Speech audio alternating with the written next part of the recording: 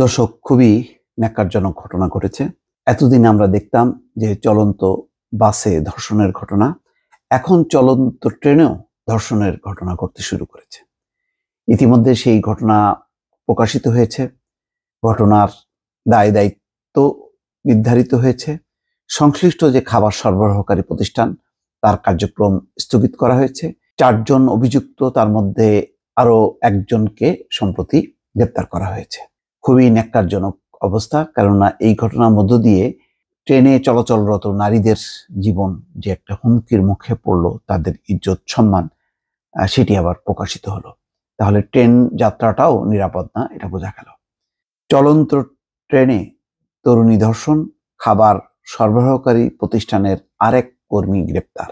দর্শক, সিলেট থেকে চট্টগ্রামগামী চলন্ত ট্রেন উদয়ন এক্সপ্রেসে এক তরুণী, বয়স 19, ধর্ষণের অভিযোগে আব্দুর রফ ওরফে রাসেল 28 নামের আরো একজনকে গ্রেপ্তার করেছে চট্টগ্রাম রেলওয়ে পুলিশ। বৃহস্পতিবার ভোরে নোয়াখালীর বেগমগঞ্জ থেকে আব্দুর রফকে গ্রেপ্তার করা হয়। এই নিয়ে এই ঘটনায় মোট 4 জনকে গ্রেপ্তার করা হলো। দর্শক, বুঝতে পারছেন যে কি পরিমাণ সংঘবদ্ধ দলবদ্ধ ধর্ষণের ঘটনা। গ্রেপ্তার হওয়া 4 জনই ট্রেনে খাবার সরবরাহকারী প্রতিষ্ঠান SA কর্পোরেশনের কর্মী। আব্দুর রফকে গ্রেপ্তারের তথ্যের সত্যতা নিশ্চিত করেছেন চট্টগ্রাম রেলওয়ে থানার ভারপ্রাপ্ত কর্মকর্তা SM শহীদুল ইসলাম। তিনি জানান, চলন্ত ট্রেনের খাবার বগিতে তরুণী ধর্ষণের ঘটনায় আব্দুর রফকে নোয়াখালীর বেগমগঞ্জের কুতুবপুর থেকে গ্রেপ্তার করা হয়। ঘটনার পর আব্দুর রফ পালিয়ে তার এক আত্মীয়ের বাসায় আত্মগোপন করেছিলেন। বুধবার ভোর 4:30টার দিকে ঘটনাটি ঘটে বলে অভিযোগ। এ সময় ট্রেনটি লাকসাম এলাকা পার হচ্ছিল। ভোরে এই ঘটনা ঘটলেও বিষয়টি জানাজানি হয় সন্ধ্যার পর।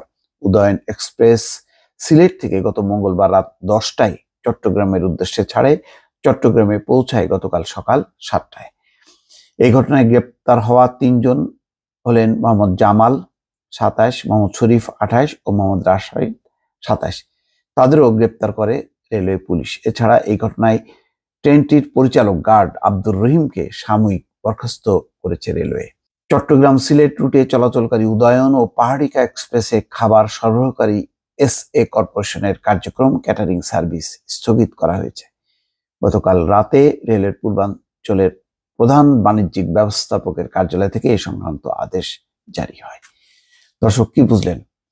তার মানে যে এত সামাজিক সচেতনতা, এত আইন, তারপরও কিন্তু ধর্ষণকারীদের রোখা যাচ্ছে না। যেখানেই নারীকে একটি অপ্রস্তুত অবস্থায় বা অসহায় অবস্থায় পাচ্ছে কিছু ধর্ষক, তারা সেখানে ঝাঁপিয়ে পড়ছে। এবং এটি তো অহরহ ঘটে চলেছে।